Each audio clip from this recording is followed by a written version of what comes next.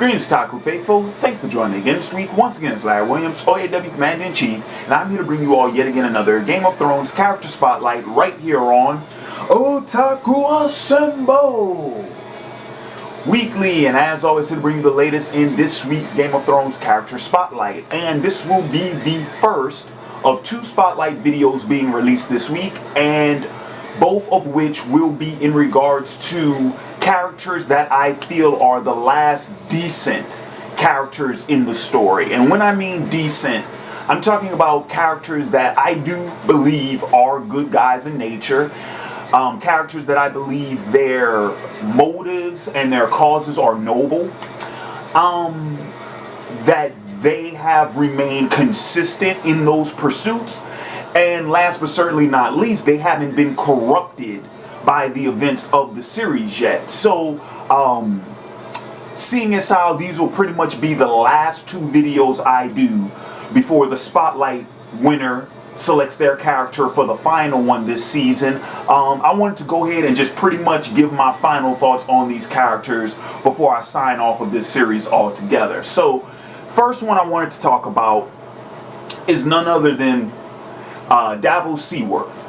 I've been meaning to discuss his character in a bit more detail all season long, especially given where we left off with his character, like midway through this season, and it was in that review that the one thing I mentioned I like the most about Davos, and it's the reason why I feel he is one of the last decent characters, is that Davos is probably the most fair character in the entire series. And this is what I mean when I say fair.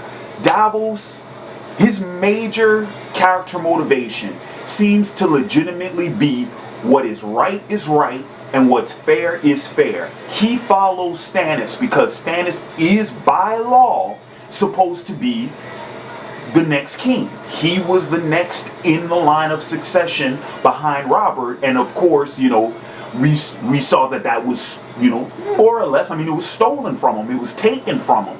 So Davos' whole, I think at root, his whole motivation for following Stannis is just that. Stannis is supposed to be king.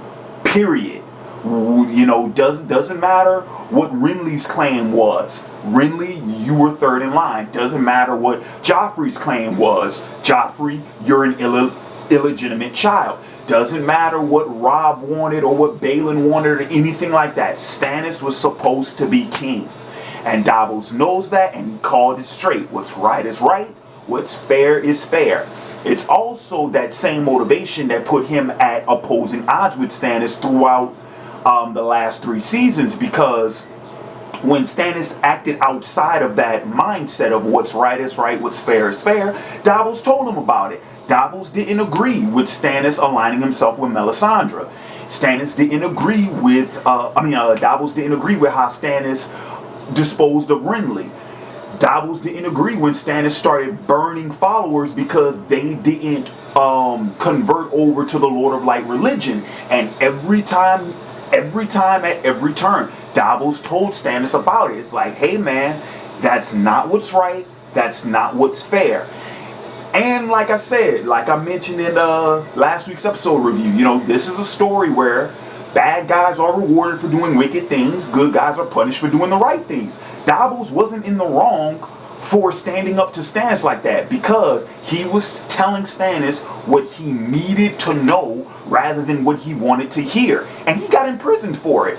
Remember, Davos spent the majority of last season locked up because of that. And it's that very reason why I don't think things are going to end well for Davos at all. But before I get to that, one final note about Davos, about him, you know, being fair and whatnot. I mentioned at the beginning of the video that he's remained consistent in that. You know, even in regards to what we find out happened between Davos and Stannis in the past, when Stannis cut off Davos' fingers, and when Stannis asked him, you know, why do you still carry those around his neck or whatever, Davos said, it's like, hey, because you were fair in your judgment, you know. And then he made a little joke about, you know, it was a clean cut, you know, stuff like that. But no, but that's just it. You know, even then, we're talking about a man that somewhat sort of crippled Davos, you know, but Davos admitted, it was like, I was in the wrong, you were in the right, you had to exact your justice, and you did what you had to do, and that's what was fair. He called it. And then when we fast forward to this season, when we have the whole thing about Stannis and Davos going to Bravos, who's the one that ends up getting the deal made? It's Davos. Why? Because he went before the bankers and he told them, hey, this is what's fair. Stannis is supposed to be king. Stannis is the war-tested hero. Stannis is the one that can repay any investment you've given him because he's always done so. Once again, can't help but admire that about his character. And now that's going to bring me to the part of the discussion that I hate to admit, and that's that very thing about Davos, that thing that I admire about him, is going to be the exact thing that gets him killed. And I know it is. First off, I'll go ahead and I'll make this prediction. It's going to be one of two things. Either Davos is going to get killed or Davos is going to get corrupted. One of the two.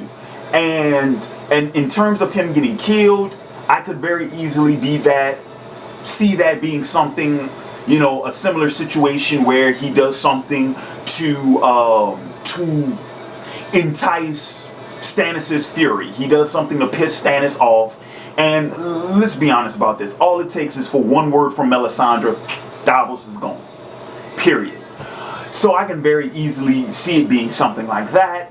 And then as far as him being corrupted, I mean, we have no idea. As of the last time we saw Stannis and Davos, we have no idea what turn they're supposed to take next in the story. And it wouldn't surprise me at all if he ends up betraying Stannis or deceiving Stannis or setting Stannis up or something like that, because that's what they love to do with the characters in this show. So yeah, that very thing about Davos being fair, I think is going to be the very thing that leads to his demise. Almost fucking positive about it, because once again, this is a show that has no heroes. None. And by that same extension, they don't have any heroes, they don't have any sidekicks. And that's what Davos is. He's a sidekick. Probably the best sidekick character in the series. And just like the heroes before him, guess what happens to sidekicks? They get the axe too. So I'm not holding out any hope for Davos at all. But I will say, I do like him as of this point in time in the story. I would like to see him stick around. Don't think that's even a I don't even think that's an option. So yeah, that's pretty much going to wrap up my thoughts on Davos Seaworth. Really cool character. Really dig the actor portraying him. Honestly, wish he got more screen time, but you know how it goes. So yeah, that's going to conclude this week's Spotlight. I want to go ahead and thank you for joining me again this week. And in the comments below, let me know what you guys think, both on Davos as a character and what do you guys think is going to happen in terms of his demise. I know it's going to happen, so I'm interested to hear what you guys' predictions think it might be. Now, I'm going to take the last few minutes in this video to go ahead and do the raffle for the Spotlight Sweepstakes, as I have been doing the last couple of weeks here on the OAW video channel, as well as over on the OAW Facebook page and over in the Game of Thrones TV room on Beagley.com. Spotlight Sweepstakes. Those of y'all who have been following the Spotlight, you guys know how it works. And so we are going to go ahead and we are going to commence with the raffle.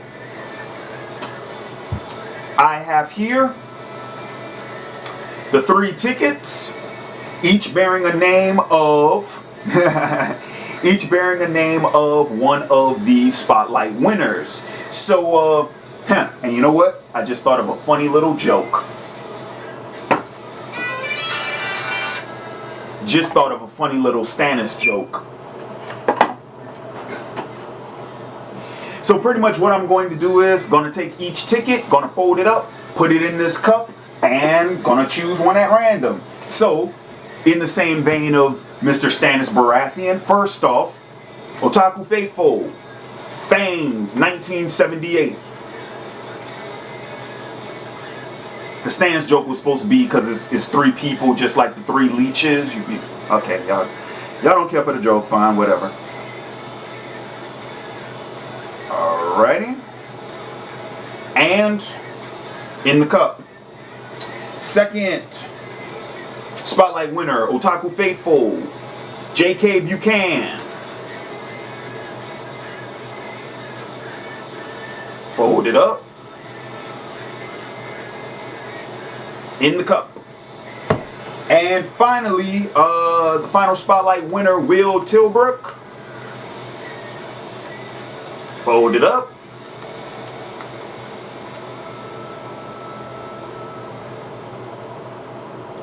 And in the cup. And now we will select the winner. Hand is on the top of the cup.